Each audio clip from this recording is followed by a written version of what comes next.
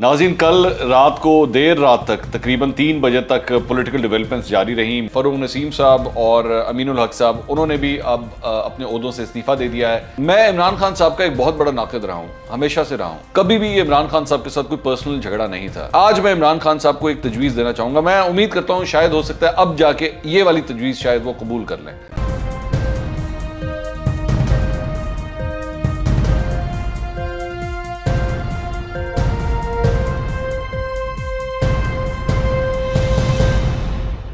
अस्सलाम वालेकुम नाज़रीन, मैं हूं मंसूर अली खान। अपने YouTube चैनल के ऊपर आपको खुशामदीद कहूँगा। सबसे पहले आपसे दरख्वास्त के चैनल को सब्सक्राइब करना मत भूलिएगा और बेल आइकन ज़रूर प्रेस कीजिएगा। नाज़रीन, कल रात को देर रात तक तकरीबन 3 बजे तक पॉलिटिकल डेवलपमेंट्स जारी रहीं। मैं जाग रहा था, सब कुछ मैं देख रहा था, लेकिन ये सारी चीज़ें हमने आपको पहले ही ब्रेक करके बता दी थी। कल मैंने अपना एक वीलॉग किया था जो तकरीबन रात को 7:45 बजे के करीब हमने रिलीज़ किया था, जिसमें आपको बताया था कि 10:30 बजे एक अहम तरीन 10 साढ़े 10 बजे एक अहम तरीन मीटिंग होने जा रही है, जिसके अंदर जो है वो गेम ओवर हो जाएगी और कहानी ख़त्म हो जानी है। और फिर वही हुआ कि रात को MQM की मीटिंग हुई अपोजिशन के रहनुमाओं के साथ, जिसके अंदर जो उनका तहरीरी मुआहदा था वो साइन हो गया।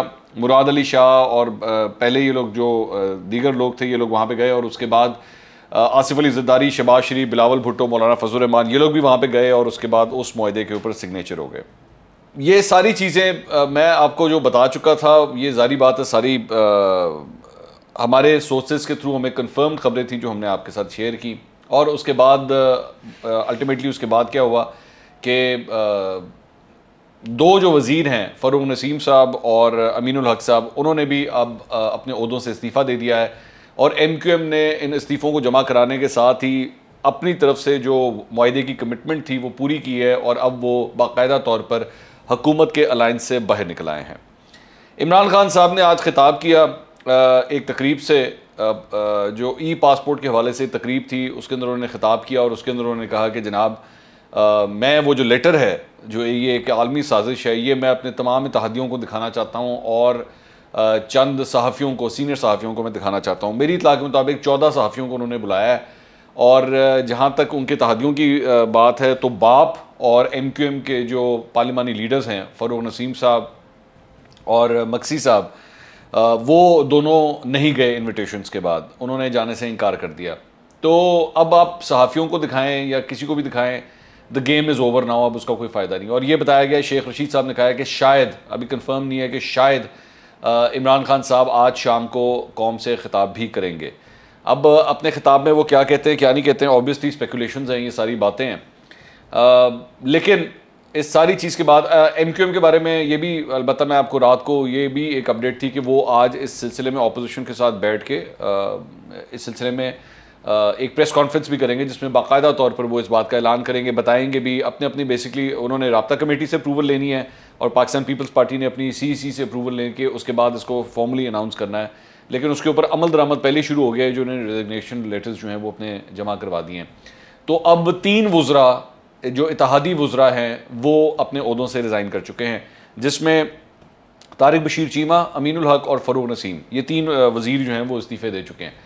अच्छा, अब इस सारी चीज़ के अंदर पीछे एक तो ज़रा सबसे पहले एक इत्तेहादी जो रह गया है, बल्कि 2 रह गए हैं, एक GDA है और एक परवेज़ इलाही और मुनस इलाही जो पीछे रह गए हैं। ज़ाहिर बात है, परवेज़ इलाही और मुनस इलाही सोच रहे होंगे कि हमने बहुत गलत फ़ैसला कर लिया, सब कुछ हो चुका था, ऑपोजिशन से सब डिसाइड हो गया था, लेकिन वो जो एक U-टर्न हमने लिया है उसकी वजह से बहुत बड़ी गलती हो गई। खैर, सियासत है, इसके अंदर कभी कभार आपके फ़ैसले दुरुस्त होते हैं, कभी गलत होते हैं, वक्त बताता है। कुछ पता नहीं, ये जो अपोजिशन ने अलायंस बनाया है, ये जो कुछ भी बनाया है, मुझे इसके बारे में अपने डाउट्स हैं और मैं इसका जिक्र भी कर चुका हूँ कि पता नहीं ये आगे हुकूमत किस तरह चलाएँगे। इतना जो भानमती का कुंबा बन गया है, ये हुकूमत किस तरह चलाएगा, देखते हैं। लेकिन मैं ज़रा ओवरऑल इसके अलावा एक बात करना चाहता हूँ 2 चीज़ों के ऊपर। एक तो इमरान खान साहब के बारे में। सबसे पहले, मैं इमरान खान साहब का एक बहुत बड़ा नाक़िद रहा हूँ, हमेशा से रहा हूँ, और मैंने उनके तर्ज़ हुक्मरानी के बारे में जो है हमेशा एतराज़ किया है कि ये जिस तरह उन्होंने हुक्मरानी की, इस मुल्क को जिस तरह उन्होंने 3.5 साल चलाया, जो कुछ भी किया वो सही नहीं था। इनको बहुत बेहतर परफॉर्मेंस दिखानी चाहिए थी। लेकिन कभी भी मैं आज ये बात कहना चाहूँगा, क्योंकि आज इमरान खान साहब मेरे ख्याल में अपने इस दौरे इक़्तिदार के सबसे वीकेस्ट पॉइंट के ऊपर आज खड़े हुए हैं। कभी भी ये इमरान खान साहब के साथ कोई पर्सनल झगड़ा नहीं था, ये it was never personal. Even though Pakistan Tehreek Insaf के चाहने वालों ने, उनके फॉलोअर्स ने इसको मेरे साथ पर्सनल बनाया, मुझे पर्सनली उन्होंने हिट किया, पर्सनली उन्होंने अटैक्स किए, ये सब कुछ किया, लेकिन ये कभी भी पर्सनल नहीं था। लेकिन आज मैं इमरान खान साहब को एक तजवीज़ देना चाहूँगा। मैं उम्मीद करता हूँ शायद हो सकता है अब जाके ये वाली तजवीज़ शायद वो कबूल कर लें, पहले तो कभी नहीं सुनी लेकिन आज शायद ये सुन लें। और वो ये है कि इमरान खान साहब अब आपको इस्तीफ़ा दे देना चाहिए, अब आपको ओहदे से ग्रेसफुली, रिस्पेक्टफुली इस्तीफ़ा दे देना चाहिए। मेरी नज़र में तो एक्चुअली आपको इस्तीफ़ा 27 तारीख को दे देना चाहिए था, अपने उस पूरे क्राउड के सामने, उस जलसागाह के अंदर आपको इस्तीफ़ा दे देना चाहिए था। आपने नहीं दिया, आपने इस चीज़ को और ड्रैग किया, आप इसको खींच के आगे ले जाते रहे, लेकिन आपने फिर भी इस्तीफ़ा नहीं दिया। आज भी मेरे ख्याल में अगर आप इस्तीफ़ा दे देंगे तो that will be the most graceful thing to do. आपको आपके जो चाहने वाले हैं, आपके ग्रुप के जो लोग हैं, वो फिर भी आपको सपोर्ट करेंगे, आपको कहेंगे कि हाँ ठीक है, इसने पूरी कोशिश की। लेकिन अगर ये सब लोग छोड़ के चले गए थे, मेरी नज़र में तो मैं आज ये बात कहता हूँ, मैं आज भी, अगर आप मेरा वीलॉग उठा के देख लें, जिस दिन परवेज़ इलाही ने आपके ख़िलाफ़ वो इंटरव्यू दिया था ना मेहर बुखारी साहिबा को, जिसमें उन्होंने यहाँ तक कह दिया था कि जी 3 साल तक जो है इसकी नैपियाँ चेंज होती रही हैं, उसके बाद किस मुंह से जाके आप एक्चुअली उनको वजारत आला ऑफर करेंगे? एक शख्स ने आपके सियासी तौर पे आपके चीथड़े कर दिए, उसने चीथड़े।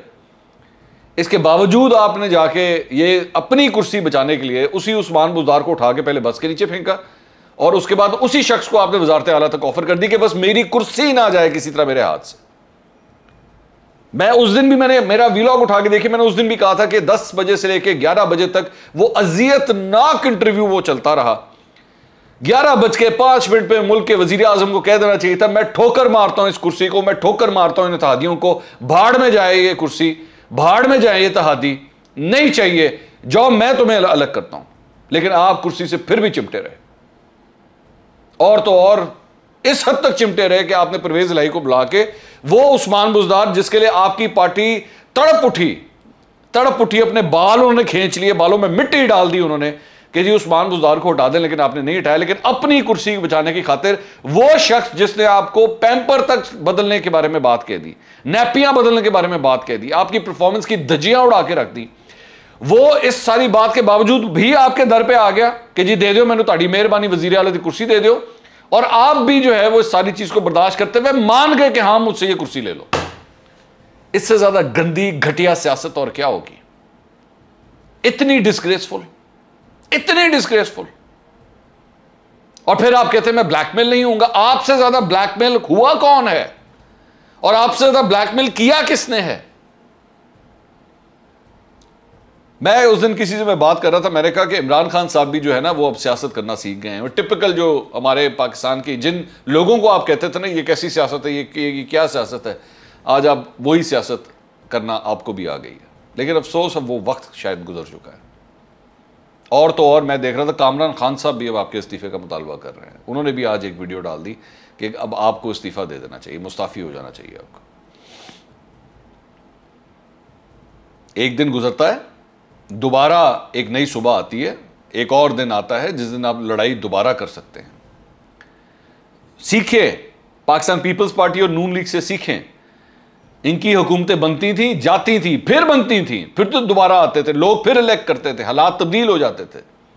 हो सकता है आपके लिए भी एक दिन हालात तब्दील हो जाए, लेकिन आज इस तारीख में 30 मार्च को वोटिंग के मामले तक जाने से पहले बेहतर है कि आप खुद इस्तीफा दे दें।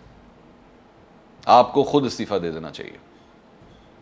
दूसरी बात ये, इन्होंने कहा कि जी मैं वो लेटर जो है वो मैं काबीना के लोगों को दिखाऊंगा और मैं वो जो सहाफ़ी हैं मैं उनको दिखाऊंगा। आपका जो ओथ है वो आपको ये कहता है कि आपने वो सीक्रेट्स जो आपके साथ शेयर होती हैं या आपके कॉरेस्पॉन्डेंस में आती हैं, सीक्रेट एक्ट की खिलाफ वर्जी आप नहीं कर सकते, ये चीज़ें आप नहीं शेयर कर सकते। आप इतने डेस्परेट हो चुके हैं, आप इतने ज़्यादा आप डेस्परेट हो चुके हैं कि आप अपने ओहदे, अपने हलफ की भी खिलाफ वर्जी करने के लिए तैयार हो रहे हैं। आप उन 14 सहाफ़ियों को भी साथ बीच में मतलब लेके जा रहे हैं इस चीज़ के अंदर पूरी। और ये वो लेटर है जिसके बारे में आपने हमें बताया था कि ये इतना सेंसिटिव है, ये इतना सेंसिटिव है मैं दिखा नहीं सकता किसी को। और कल तक असद उमर और फवाद चौधरी कह रहे थे सिर्फ 2-3 लोगों को पता है, आज सिर्फ अपनी कुर्सी बचाने के लिए आप उसको सरेआम सबको दिखाने के लिए तैयार हो गए।